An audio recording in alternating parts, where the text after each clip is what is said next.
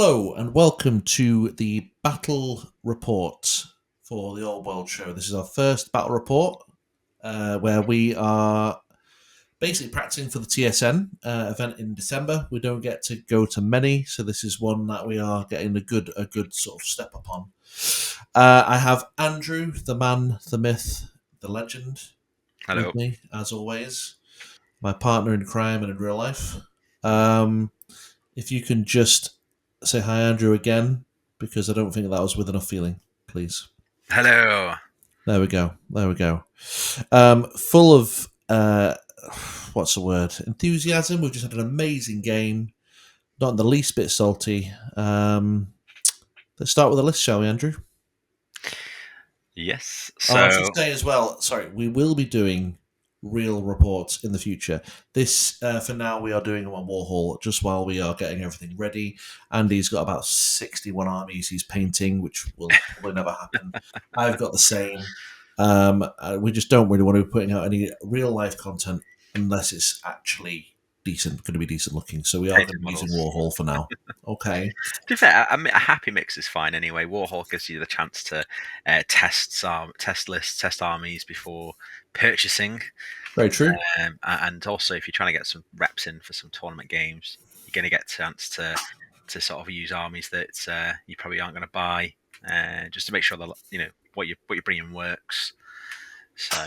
Yeah. Absolutely. I think we'll all agree there's absolutely nothing more devastating than shelling out £400-500 an army, then realising it just doesn't work in any way, shape, or form. And then you have to shell another £400 or £500 out to, fix it. But anyway, back to the list. My apologies, little tangent there. So, Andrew, kick us off. So this is a classic case, it really. I wanted to try and test out the Triple Dragon Chaos, and also Tom wanted to try his luck against dragons, as they are still what everyone is talking about. So as you can see here, I brought Triple Dragon. So I've got the two characters are Nakey, so it all fits in to get the dragons in. So we've got the Chaos Lord and Dragon. He's Mark Undivided. He's got a flail. He's got a shield. He's got one Faith of the Gods. And he's the general as well. We've got Sorcerer Lord. Level 4 Demonology. Mark Undivided, sadly. He's also on a Chaos Dragon.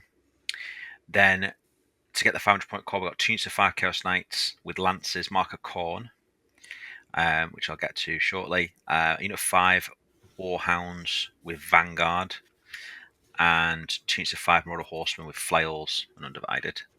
They've got 2 single Dragon Ogres. Unfortunately, one has light armor, the other has heavy, and they both got great weapons. And then the Warp Fire Dragon without any sort of levels on it. Fantastic. That's it. This is quite similar to one of the lists that we went through in the Meta Watch. If you haven't seen that video, it was released earlier last week. So please, by all means, go and have a look. Take us through some of the changes that you made, Andy. Why have you made the changes? So I think after a little chat that we had on here about it, we sort of work on the list to see, because we don't like Golruk, if that's his name, and the basic Chaos Dragon is obviously the best dragon. So, well, it's not. Star Dragon's the best, but either or. So Dragon's a dragon. Dragon is a dragon, yeah. So the Warfire Dragon, never going to take a level on him. He's just there to be what he is. He is tanky on his own, in his own way. Still packs a punch because he still is a dragon, and the ability to turn off ward save. So he's just a great, for 300 points. He is amazing. The two characters being without any items, it's literally because they are 1,000 points in total the way they are. So you can't purchase any marks. If you want to have the Wizard Sorcerer Lord Slayer is level 4, which you may as well, because he's gone Demonology. The reason he's done that is because, one, he is probably going to be in combat. Is the point. He's not trying to dance around casting spells. It is a full send list.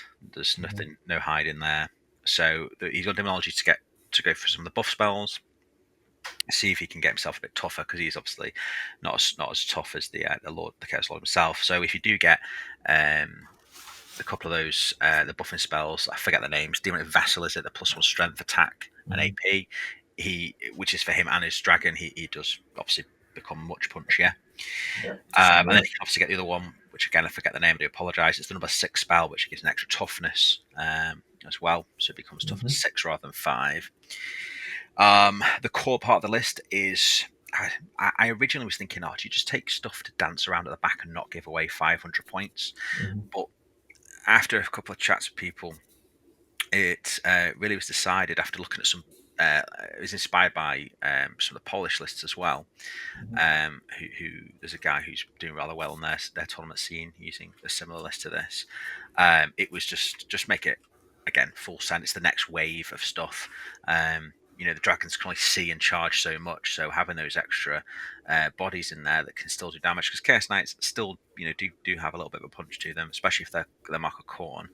Yes, they're frenzy led, but I think the game is with what you're trying to achieve with the dragons. You're packing stuff in so much anyway that being frenzy, just like whatever, just get them involved, get them in there. Absolutely. And then the Vanguard and the Hounds, because they're 5 points. Yeah, fair enough. Yeah, absolutely. I would just like to apologise, by the way, for what Andy did say. We actually love Galric on the Old World show, but for a competitive list, he's probably.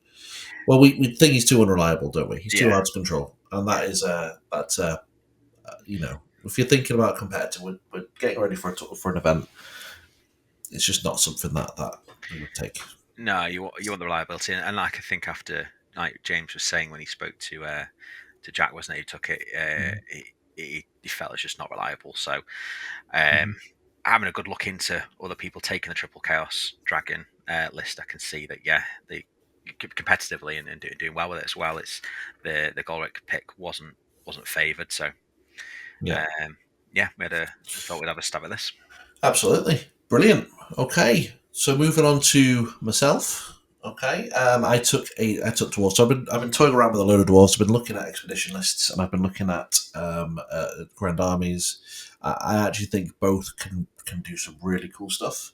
But I really do like Iron Drakes. So for this list, I did want to try out a grand army. I'll just run through it very quickly. So we had Burlock Damonson, who's my general. I think Burlock's amazing. 85 points. He's dead cheap as well. We've got Anvil of Doom.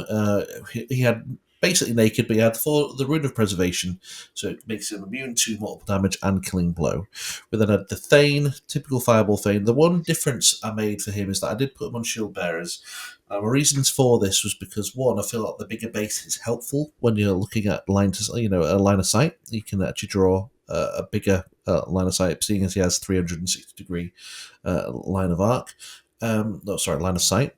And it also means that he's a little bit tankier. It's less likely to be sniped out by, magic missiles or whatever it may be. If he gets caught out on his own, he's not that easy to kill. Going on to core, I had my big unit of Dwarf Warriors. I think Dwarf Warriors, I think you're probably right saying, Andy, I think that people are looking at them a bit more favourably now. But when the indexes dropped, certainly, and when the journal dropped, there was a view that they weren't that great. I think it's fair to say, but I think they are becoming a bit more favourable now, a bit more vogue, as it were. Would you agree with that? Vogue, yeah, I certainly would agree with that. If you can throw Vogue out there, absolutely. The way I look at it is that it's 12 points for a model. You get a great weapon, you get shields, you can put drilled and veteran on them. That is 12 points. I think it's quite a good anvil unit in an anvil list. They can soak it up and they get a static combat res of, I believe, +6 without the BSB in there. Okay. So, so it's pretty decent. We then have 12 rangers. Amazing. We have got 3 cannons with varying runes. They'll all be on the list. We've got 3 grudge throwers, again, varying runes. They'll all be on the list on the screen. We then have 2 units of 5 Iron Drakes with a Iron Warden. He has Trollhammer torpedoes and Cinderblast bombs. Which don't show on there. So, yeah, exactly. How are you getting Static Reg 6 with the Dwarf unit without the BSB? Because they have Standard Bearer, they have a Rune of Battle, they have Close Order, they have 2 ranks. I believe that's 5, is it? Is that 5 or 6? Yeah, 2 ranks. 2 ranks. Close Order, BSB.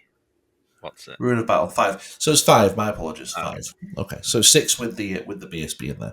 That's something that's pretty decent, to be fair, because they do actually punch, pack out quite a punch as well. mm. And with drilled, it just means they're a little bit more maneuverable. They've got a bit more options.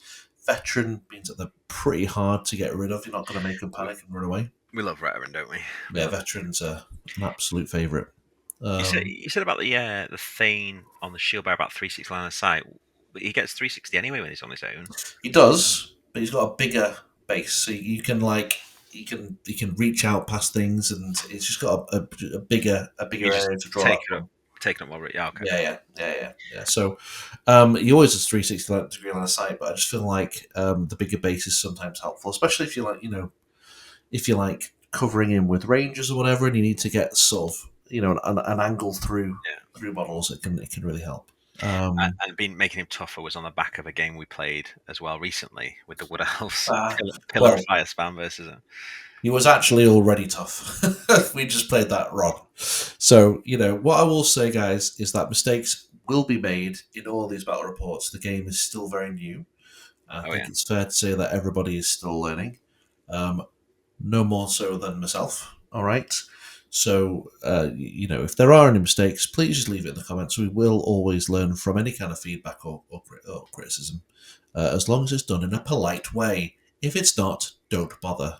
There we go. There we go. Housekeeping done. One thing Right. as well, right? Which I think is quite a good upgrade now for like your Thane there. If he's going to jump out of units being on his own with a prevalence of fire, is that 5-point upgrade that gives him a 3-up ward versus flaming attacks. That I think Yeah. is well worth it.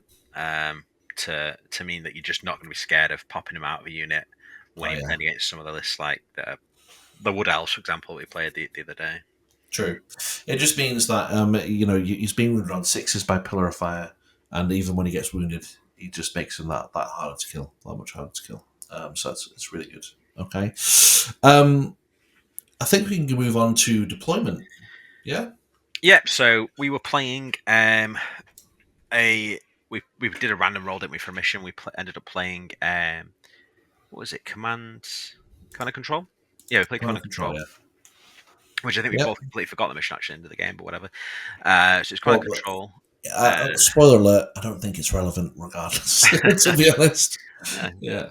Yeah. So if we look at the deployment there, so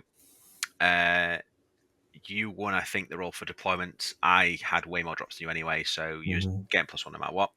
So I just deployed literally to just to run at you. Mhm. There was no hiding really for these smaller units. I wanted them to get in the way alongside the dragons. That when I did have my turn 1 and move forward, then your turn 2 or turn 1, if it would be me going first, that you'd have lots of targets to have to try and shoot, and hopefully, it didn't really matter what you killed, that I could still get into combat with some stuff. I was quite worried about the cannons. Mm. So I deployed my Chaos Lord in the middle behind the hills. None of the cannons could get a bead to him directly, so you have to shoot onto the hill and hope for a bounce over. And then I put my Sorcerer Lord and Warfire Dragon in the bottom left behind the house, so again, no cannons could get a bead on him. You could get a Grush Thrower to see down the side at the Warfire Dragon, but it's the best I could do to mitigate as much as I could that was going to be scary. And that was pretty much my deployment. I wasn't Okay. really, apart from the trying to hide the dragons from you going first and getting some big hits with your artillery, there wasn't really much else other thought into it apart from spreading out for whatever you castled up. You were going to castle in one corner, I thought, so I just wanted to get the swing around with the rest of the army into whatever side you went on. Absolutely. Absolutely. What about your deployment? What were you thinking? So this is probably the biggest. This is probably where I lost the game. If without giving anything away, I think it's one thing I will say that we learned from this list, and I think Richie from Dowie After Dark has confirmed this in his LGT videos and his LGT roundup. Dwarves really do struggle against T6 monsters. Okay, but your deployment is really important. Now I don't. In terms of, I did want to castle, but I was also very aware that if you clip one thing, then overruns become much easier. Yeah. Um, So I'll just take you through it. So I had my rangers onto one side. My grudge throwers being out of line of sight doesn't really matter because they can fire out of line of sight. So they were just behind the wood. I put my anvil of doom right at the front of the wood so that he could start casting out his magic missile.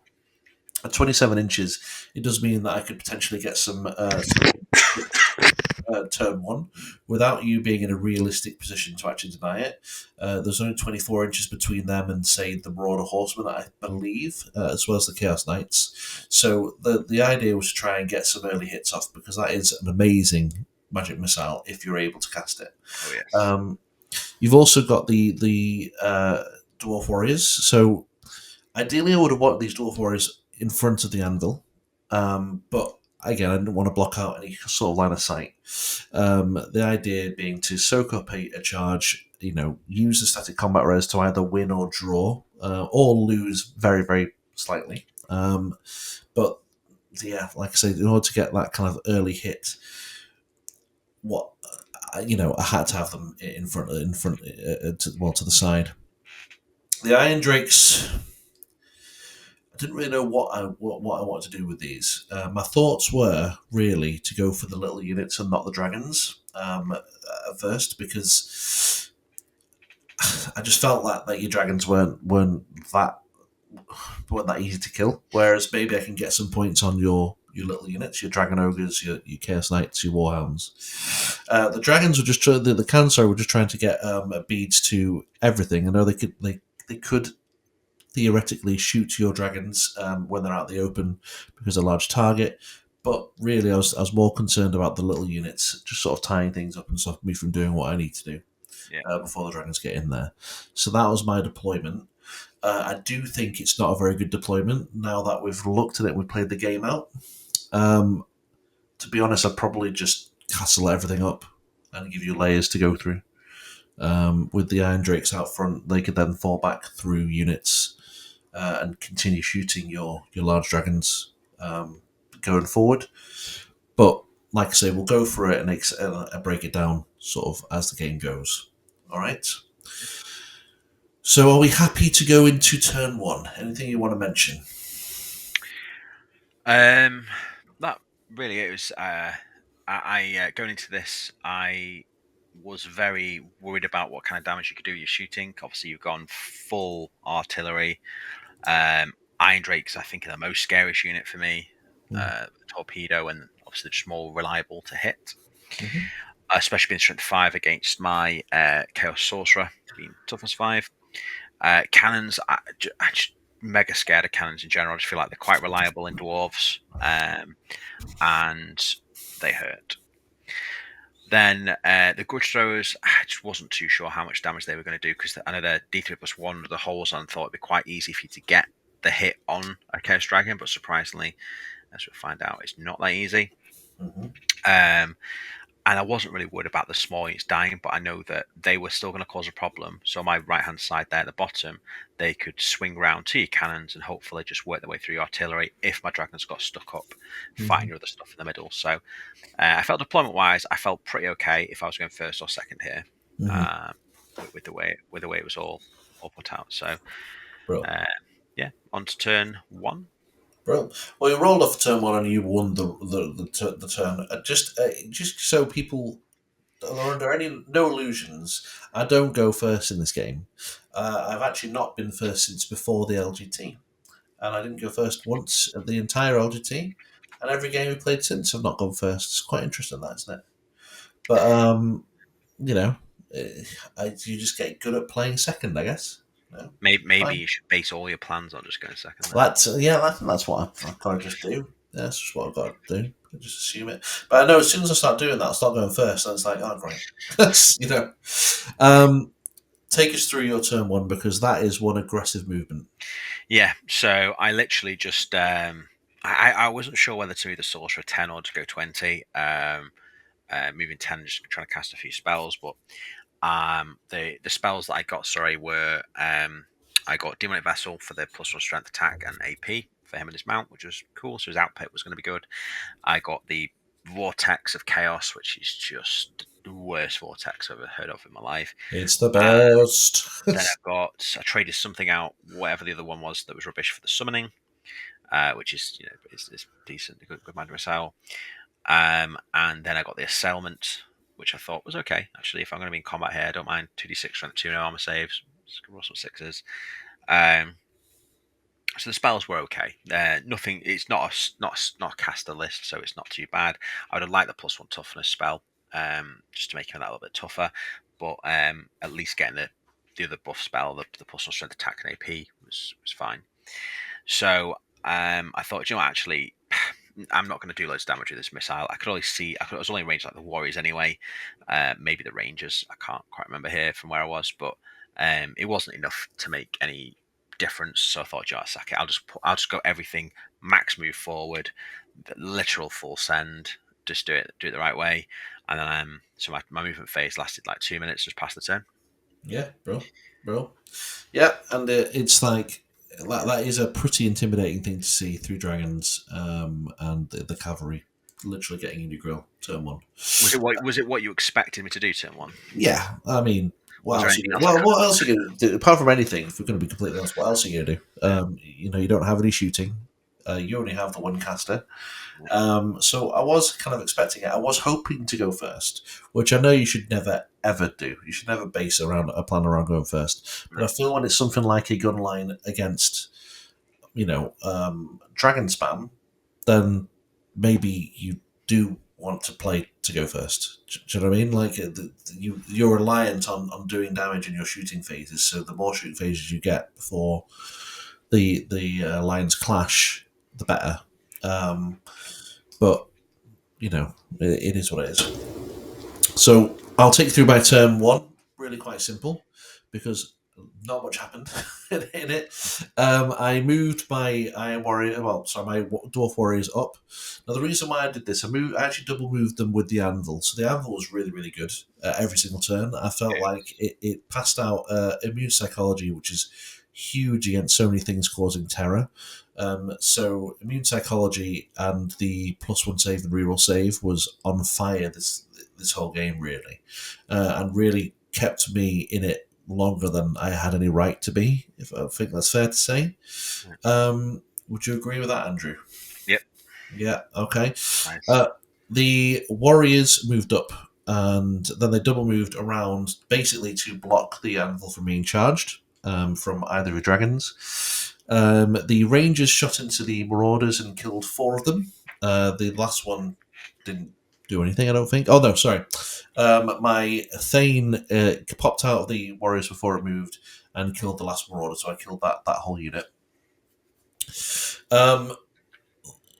Then we went to then things started going not great, as it were. So the first thing I shot was the cannon, which misfired. I then used the runes of forging to re-roll it into another misfire, and he then stopped firing for this turn.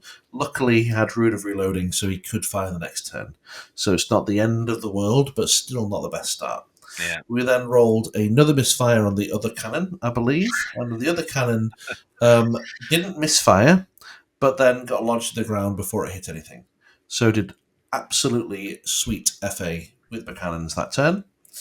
The grudge throwers were even worse, I would say, because they hit everything, which was fantastic. So the grudge throwers then fired each at the dragons, and they actually rolled incredible for the first dice. So they all got hits, and I'm sure Andy was Andy, you were bricking it a little bit, weren't you? You were worried. All through on my Chaos Lord as well. Yeah, who had already taken quite a substantial amount of damage from the Iron Drakes. So this could have been quite a big thing before I rolled 3 ones to wound. It is a dice game. It is a dice game. But as you can probably tell from this slide, we are in a pretty precarious position, the dwarves at this stage. Everything is about to go in there, and, well, it's not going to be pretty. Andy, over to your turn 2. So my turn 2, after taking next to no damage. Yeah, I just had to do what my list does and charge as much as I possibly could. So, the Warp Fire Dragon went for the Rangers. I think you did. You do a wound on the stand and shoot? No, you didn't. No, you did a wound on the stand and shoot. That was in combat. So the Warp Fire Dragon went. Sorry, I have throwing axes, which is why I was Oh, able to stand and shoot. so the Warp Fire Dragon went for the Rangers because I needed to get rid of those. I unfortunately the core knights had to charge the warriors, so they charged on the side, which was okay. The sorcerer lord charged against the 5 iron drakes, taking a wound on the way in, and then the chaos lord charged against the other 5 iron drakes, taking no damage to the cinder blast bombs and stuff. And I was happy about being able to get both those charges off because those are the 2 units that I really wanted to get out of this game. And that was all I could get in range. And then the rest of my stuff just moved up to threaten the artillery at the back. So I got the hounds to charge 1 cannon. The other unit of Chaos Knights charged like the middle cannon on there. And then the other bits are going to again support for the next turn after that. And in combat, the Warp Fire Dragon didn't do the best. I think he killed like a couple of models with his attacks and stomps and took a wound in return. But pushed you back. The Chaos Knights against the side of the Warriors was quite good, actually. I think I killed about 5 models from there. You did? Ghost Strength 4 horses. And then obviously cleared off the 2 units of Iron Drakes. I restrained with the Sorcerer to point towards the Stone Thrower. And then the Chaos Lord, he ran down the last Iron Drake, didn't he? And then got to Twizzle at the end. You did. So yeah, successful turn. Getting rid of the two shooter units and then just being set up nicely for the next turn. Obviously, the cannons couldn't shoot my lord unless you grape shot. Happy about that. And I thought if you're going to shoot stone throwers on there, you can see him, so you're going to be scattering unless you do roll triple hit again. And yeah, that was about it. So yeah, I was pretty happy with that turn. Pretty good. I would say it's everything. Your tale was correct, apart from the Warp Dragon. Actually, didn't count anything from the Rangers in that turn. No. He drew combat because of close order. He didn't. Yeah, it was a draw. Yeah. Yeah. Because this is where the Anvil was coming into its own. The only reason they were able to stay there was because they had +1 save, reroll saves. That was it. Sorry, yeah. And that's what I mean. The only thing really that was pulling its weight at this stage was the Anvil. Yeah, was the Anvil. Which, to be fair, I actually love the Anvil. The Anvil's fantastic, but you know. Yeah, I like it. Okay, my turn. Your turn too. Yeah. Let's have a little look. I need to remind myself of the absolute rogering I was receiving. Right, okay. So I could really move with anything if I wanted to shoot anything. Very dwarf. Very dwarfy. I did manage to kill a knight with my great weapons in this turn because when it came to combat, you killed 1, and then with my attacks back, I managed to. Actually, I killed quite a few. So I killed 1 from the warriors. The far right cannon you can see there was able to draw a bead through the sorcerer lord and the knights, and he killed another one. Or he killed another 2, I believe, because it left 2 there. No, it wasn't through. It was you parked it right in front of the sorcerer lord. Yeah, you couldn't shoot through him because he's a behemoth. That's what I mean. Yeah, it just bounced over. That's what I mean. My apologies. So what I mean is that's the line that we wanted to take with him. Yeah. So he bounced through. He killed 2 knights and took a wound off your sorcerer lord. And then the dwarves were able to kill another one in combat. So that's quite nice. And that combat was going sort of somewhat better. But everything else was getting ready to be really removed. It's quite drastically. You know, I mean, there's not really much you can do at this stage. So the thing is here now is obviously you've got this list that's just all in on the shooting. You're wanted to make sure you do as much damage as possible before someone gets to you, because you've got no real big combat punches. You've got the dwarf brick of warriors. Hmm. It's not hammers. It's not, they're not True. super good in combat with loads of tools. They're just generic dwarves with great weapons and a bit of good combat res. So you're not ready for a counter attack of any kind. So Hmm. so at this point here, as soon as the dragons had hit home and they were amongst your battle line, as it were, in your deployment zone, and you ran in multiple different charges to anything there. At this point, really, what could you do? Exactly. Yeah. Uh, Exactly. It this becomes this I very guess difficult. this shows, I guess, the sort of power of the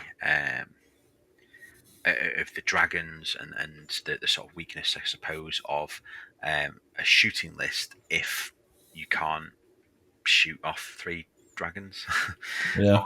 at least one of them to sort of slow that all down, to buy your time. So you haven't got a way of buying the time here with this. Um, which, Hmm. moving on to my turn, three there, as you can see, I killed the two cows at the top with the what ended up being the hounds, and the dragon who got him. The knights killed the one in the middle, the cannon in the middle. Then Sorcerer Lord killed the stone thrower, and the Chaos Lord killed what's his face, Damison. Yeah. And the Warfire Dragon was making its mark on those rangers as well. So everything was getting pushed back. Your chaos, your warriors obviously did some work there and finished off the knights, and reformed, didn't they? Yeah. Uh, and prepared to charge my um, Dragon Ogre that moved over, who was going to flee but ended up sticking around and thought, let's see how this goes. Yeah. Um, so at this point, it was looking good for the It chaos. is looking very, very good for the cast. I mean, there's not much really that I don't think I could have done. There was a few dicey moments where the Chaos Lord nearly died in the later turns. The Anvil managed to score quite a few hits with the Magic Missile. I believe that was turn 4, turn 5. Hmm. And the Thane almost took the last wound off him, were it not for an errant 5/5 at ward that came to the rescue. Oh yeah. Um, but other than that, I mean, that's not really much to go through, to be honest, with the last of the turns. So in the end, should we just go through scores, Andy? Because that is pretty much murder she wrote, as it were. Yeah, to Um, speed up the sort of last few turns there, it mhm, was a case of the dragons just did the mopping up. Um, they don't like, yeah, they just moved their way through and eventually ended up in a tabling, didn't it, there on, mhm. on turn 6. Yeah, total Uh, points we have here was 2,198 to the Chaos and 331 to the Dwarves. So obviously, a crushing victory for the Chaos there. All right. Um, Learning points. Well, first of all, let me just say to anybody watching this expecting it to be a close run game, this is a competitive game.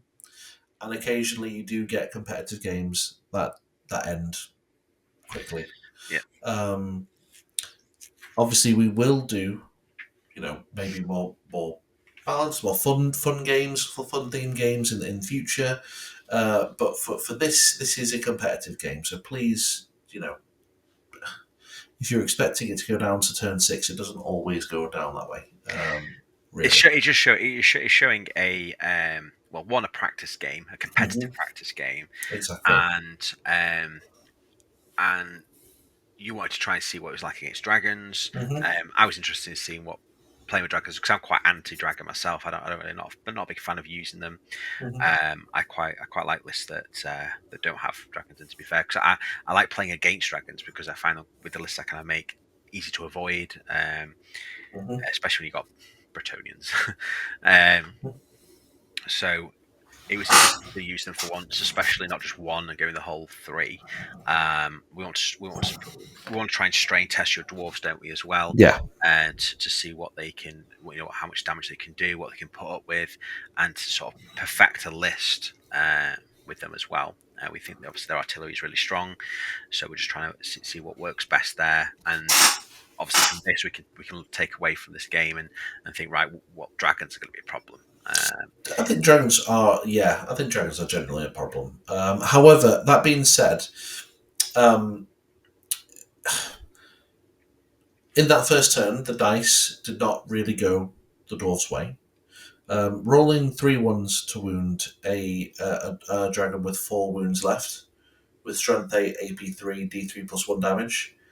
It is that is unlucky, and but it does happen. That's a dice game, so there's going to be no complaints on the dice from either side. Um, but you know, would that happen every game? Probably not. You might get one or two through. Whether they'd kill him or not is a different issue. But yeah, I mean, in terms of the list, I'm quite happy with it. Weirdly, I think it played out. There are certainly some things I could do differently. I think deployment was the biggest sticking point, like I mentioned at the beginning of the video. What do you think, Andrew? Deployment was a big one. I think we discussed it after we finished deploying, didn't we? Because obviously we're trying to make sure it's with it being a practice game, we were talking through our ideas and things like that. So deployments, I think, something you need to make sure you can start perfecting. You need to with dwarves, you can't move your army about. Once you've deployed, you're pretty much there. When you're using gun lines, obviously.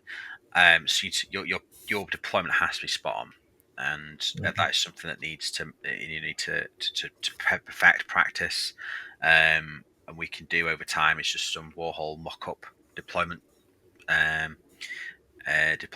practice, I guess, really you could call it, where we just see what it's like. Right, deploying. Right, you're going to go there. I'm going to go there. Right. If we were to play turn one, what might happen here, and then rather than having to play a full game, you can sort of do that and then re-rack, say, right, okay, let's try what deployment would be like versus wood elves who are going to be spamming pillars. What deployment be like against Bretonians, exiles, and what might deployment be against other dwarves, because dwarves are popular. What's the mirror's going to happen if you're going to like a 5-game tournaments in a lot of the time. Khemri obviously being popular, if you got the double caskets, maybe the double dragons, or the magic spam, mortuary cults. How can you perfect your deployment against these armies? And if it's a case of, well, I'm missing something in my army, we can identify it then and say, right, okay, you're missing that proper punch unit, that unit of hammerers. I don't know if you want to take kind of hammers that you could set up in a bit of a line hammer behind your drakes, and your drakes can flee through them. Yeah, cool idea. But yeah. Stuff like we tried that before, haven't we? Once. We have, yeah, we have. Stuff like that, I guess. I think Rangers, right? I think Rangers are such a good unit in the Dwarf army, and because they can scout, and you kind of want to line them up as well. I think their placement is key in most of your games, because a lot of armies aren't going to spread out across the entire deployment zone, so you can get them into some really nice positions where you want to have them where they can just shoot all game, and if someone wants to go and charge them, it takes them out of the game. And the fact that also Rangers aren't soft, they're half decent in combat, especially if you're line hammering them. Yeah, they're good in combat, and people are going to have to do something about them, because otherwise you're getting shot by X amount of crossbows for the entire game. It's gonna start hurting, especially they've got a really nice key point on the battlefield. So you can make them like really quite, like I said, they're already quite tough, but you can make them even tougher when you start putting the runes of oath and steel on them. If they're close by, yeah. But I think sometimes you're going to have it where they're just not going to be anywhere near the rest of your army. Yeah, they're going to be at work independently. They're going to be your, potentially anti-Green Knight unit. If you're going to have to use them to be in skirmish in a forest or something, because a Green Knight against the artillery army is just going to absolutely hurt.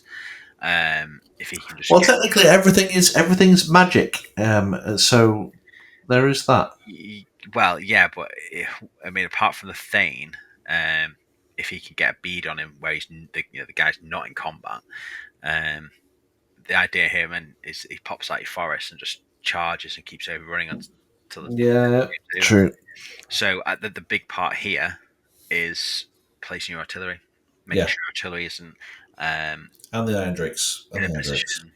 Yeah, but and this game obviously there's a lot of different Mm-hmm. things we could take away from it for deployment, making sure that Mm-hmm.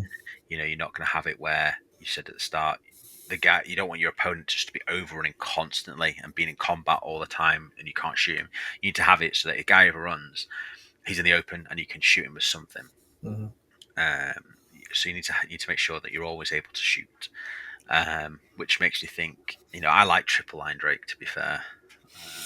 Yeah, I do too. I just don't know what you drop for it because I feel like you do want three cannons, three grudge throws. But this is a thought for another time. We are going to be doing a series called Road to TSN. I suppose this is the first of the roads to the TSN. It is, I Um, guess, yeah, because this is about your TSN list and stuff. yeah, yeah. I mean, so like I say, you've heard it here first. The road to the TSN, and the idea is to get ready for that. But we will be doing battle reps every week if we are able to. Obviously, real life gets in the way. We do have children and wives and other interests, but still, I mean, like Other it's interests. well, you can't say that to you can't say that they're not more interesting than Old World, but we all know that's the case, really. You know. Your list, obviously, Triple Dragon. Thoughts? Um, do you know what? I liked it more than I thought I would. Mm-hmm. Um, is it a list I'd actually purchase and play with? Probably not. Um, actually, maybe. It'd be quite a cheap army to get hold of.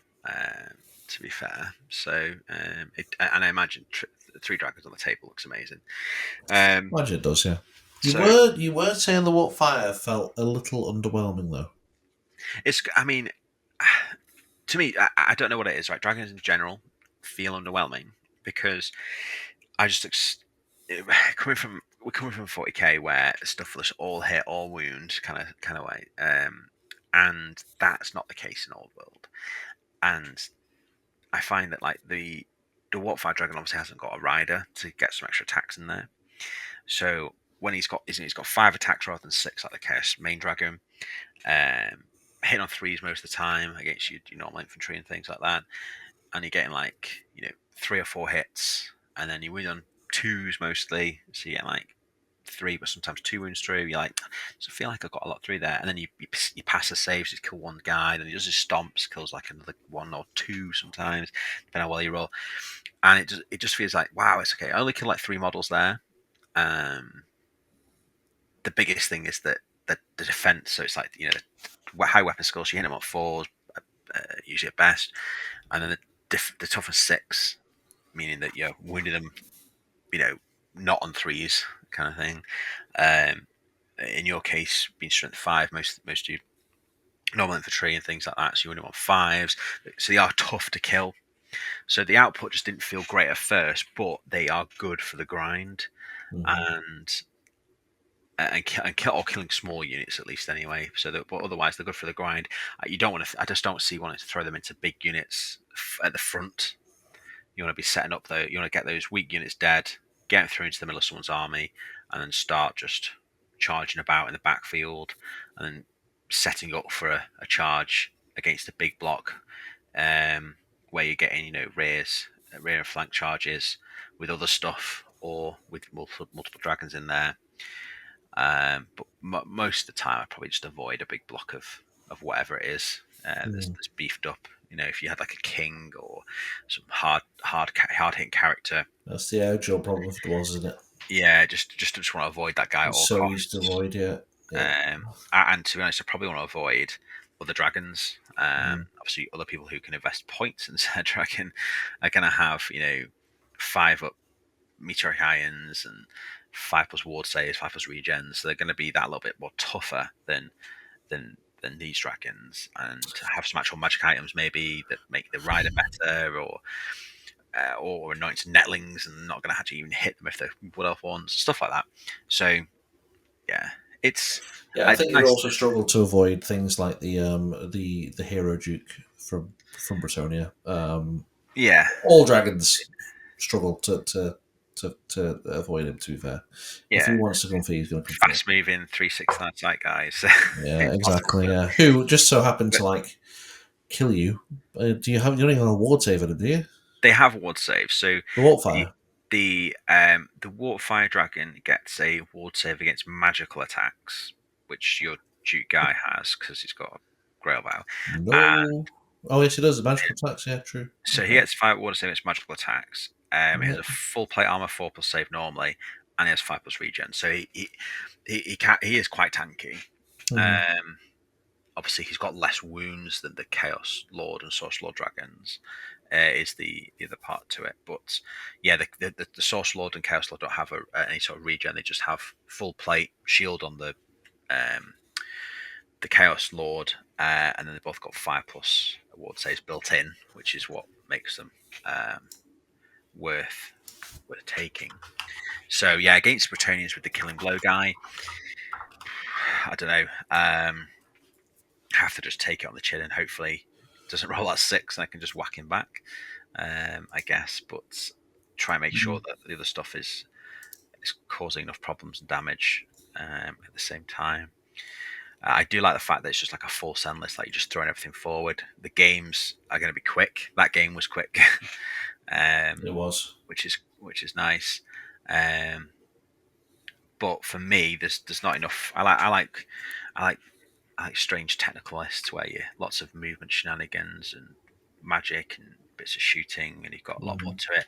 This is very much a just chucking it forward. And if people can deal with the dragons, then there's your bit of an issue. If they can't, then you're doing like this. You're just gonna 20-0 people if they've just True. got no way of dealing with the triple dragon. So it'd be one of those where it'd be like a not a kingmaker list, but well, potentially a kingmaker list, but also it'd be one of those where it's like a 3 or 5 game tournament. Do you run into that counter? Yes. Okay. You go 4-1 or whatever it is, or if you don't, then yeah, you're gonna take away, and you're gonna win your games. I'd say probably pretty big, um, most of the time because you're not sat around trying to avoid line of sight and just try and kill a couple of models kill a couple of units from your opponent's army and win 11-9. You're either gonna go 20-0 or This is true. I'll get 20-0'd yourself. So, Yeah. which for me is why it's not really an army that I'd probably play competitively um, myself because of that. It's quite RNG of what kind of armies you come up against. The thing of it, I don't think it has that many big counters. And apart from like I said there, the Bretonians with the Killing Blow Duke, who can be also tough to kill himself, so he can grind through to roll that 6 kind of thing. And what else would be a problem for this triple dragon? I suppose just generally other dragon armies that can do it a bit better, as in the more survivable dragon. Nothing that can outmaneuver it, as always, bigger than, like anything that can do that, get the jump on it. Yeah, if someone can get a jump on it. Or just avoid it, right? I mean, the third dragon makes it harder. Well, the Double third dragon's easier to outmaneuver. single dragon's fairly okay to outmaneuver to an extent. 2 dragons is quite hard. Like you can notice from some of the bat reps Mhm. that Ed from Close Orders put up there with his dark elves is that people can't fully avoid double dragon because you can cover a lot more angles Mhm. with the other dragons. So, but then triple dragon obviously is just even worse for that because Mhm. there's a lot of angles you can come at. It's quite hard to get out of all 3 of those, especially if you're thinking about it as the chaos player and how you're positioning your dragons. Um, yeah, so it probably doesn't have that many bad matchups, but some armies can do something about it. Unfortunately, some of those armies like Khemri and Bretonians who are fairly popular. So Absolutely. uh, Right. Well, that I think that we've covered everything that we need to, right? At this yeah, point. we'll So, check in next uh, week with another one. Absolutely. Well, firstly, thank you very much for watching. If you have managed to get out, it's a bit longer than we anticipated. These we are going to try and keep these battle reports, especially while they're on Warhol, a little on the shorter side. I think a lot of the other videos we're putting out are, coming up to an hour, um, if not a bit more. So we're going to try and keep them a bit lower. This is a bit longer because we've been breaking it down a bit more, I think. Yeah. If you have any points that you want us to improve on, please just leave a comment. Other than that, that's it for me. Andrew, any closing thoughts? Jerry Springer. No. It's just thank you very much for the game, Tom, and we'll play one again in a few days. Try something different. You're welcome. It was an absolute pleasure. I loved just getting smashed like that. It was beautiful. Look after yourselves and each other. Isn't that what Springer says? Something like that. I've never seen it. You've never seen it? Neither have I, to be fair. That's It's why I'm memes, actually but shocked. I've never actually watched the. Yeah, to be fair. All right, thank you very much. We will see you next week or the next video, I'm sure. Bye-bye. Bye.